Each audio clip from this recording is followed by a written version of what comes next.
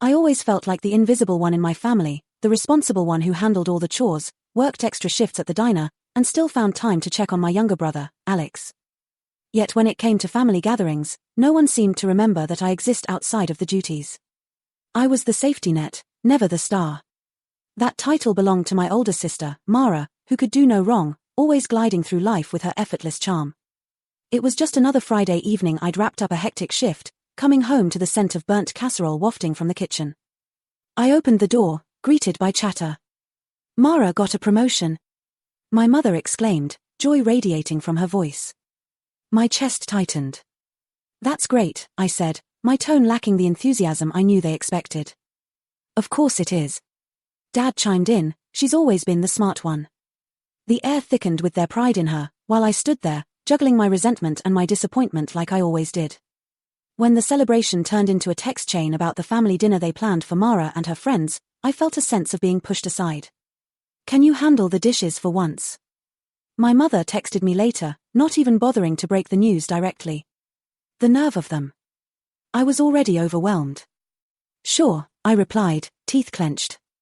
I couldn't shake off the hurt. After a long week, I wanted something different.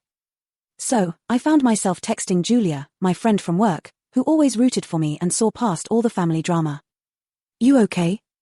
She replied almost instantly, sensing something. "Just the usual family stuff. A lot of effort, not a lot of appreciation." I felt understood, comforted by her presence through the screen. "You deserve better. Don't forget that." I bit my lip, holding back tears. My next move was driven by a simmering anger that I could no longer ignore.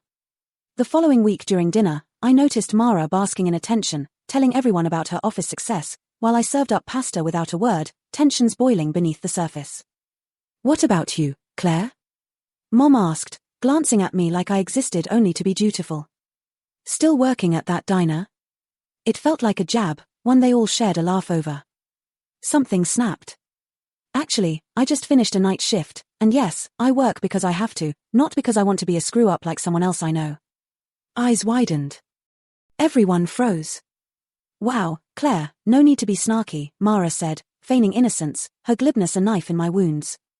I could feel my heart racing, my voice shaky but louder now. "Maybe I'm tired of being treated like I'm nothing, while you get showcased as the family favorite." "Come on, Claire," Dad interjected, "you know that's not true." "Really? Then why do I always do all the planning, all the help, yet get nothing in return?"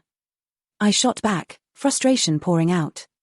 It was one of those moments where you realize the truth is a volcano about to erupt. The mounting tension had finally found its outlet and it felt liberating. Julia had told me to stand up for myself and here it was. I blurted out everything, how I felt taken for granted, how no one even bothered acknowledging my efforts anymore.